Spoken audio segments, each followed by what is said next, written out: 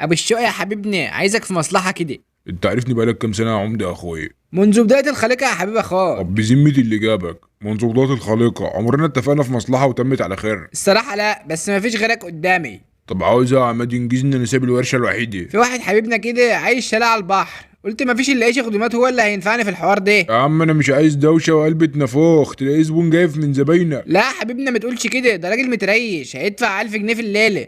قلت لي الراجل المحترم ده رقمه كام يا حبيب اخوك؟ هبعت لك رقمه على الماسنجر يا ابن جدي، بس اهم حاجة تجيب له شاليه صف اول على البحر، حتة حلوة كده. صدق باللي خلاك هزعل منك بجد واخد جنب اسبوع. لا لا لا، ليه بس كده يا ابن جدي؟ يا ابني انت هتوصيني على زباينك ولا ايه؟ ما هم زباينك هم زبايني وانا محتاج توصيه، هزعل والله.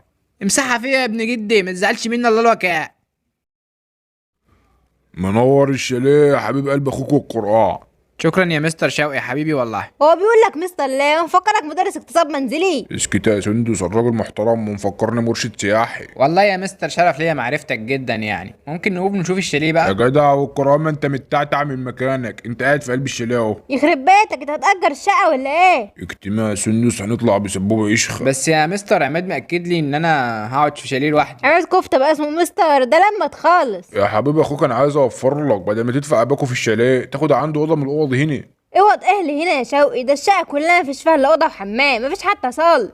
يا بنتي قلت لك اكتمي، هنقعدوا في اوضتنا وهنتصرف احنا. وهتديني الأوضة بكام يا مستر شوقي؟ انت كنت هتدفع بره كام يا حبيب اخوك؟ والله مستر عماد متفق معايا على 1000 جنيه في الليلة. خلاص يا شوقي زي بعضه بقى، اعمل له خصم واتضرب 999. بس كده الخصم ما في. يا عم والله ما انا مرجع كلمة سندوسة. يا مستر بس فهمني، بس انا هشرح لك يا جدع والقرآن خلصت خلاص، ده انت من طرف حبيبي. خلاص يا مستر شوقي اللي تشوفه طالما حلفت. بالنسبة للحمام، ماله الحمام يا مدام؟ الحمام هيبقى مرة واحدة في اليوم ولمدة 3 ثواني بس. 3 ثواني بس ازاي يا مدام؟ مش هينفع. هو كده، اصل ماما بتيجي عندي وماما بتحب تخش الحمام كتير. معلش يا حبيب اخوك، اصل حماتي عندها اسهال كده وبتسهل. ماشي مقدور عليها، اهم حاجة بس الفطار يجي بميعاده. فطار مين ده اللي يجي يا اخويا؟ انا اشتغل لك قهوجية ولا انا ايه؟ مستر عماد مأكد لي ان الاكل فري هنا. مستر عماد نفسه لما بيجي بيجيب اكل معاه، ولو شرب كوباية شاي بيدفع حقها. خلاص ماشي مقدور عليها، بس انا مستر عماد مأكد لي ان انا هشوف البحر من الشقة. لا في دي بسيطة، افتحي يا سندس التلفزيون كده على قناة ابو ظبي.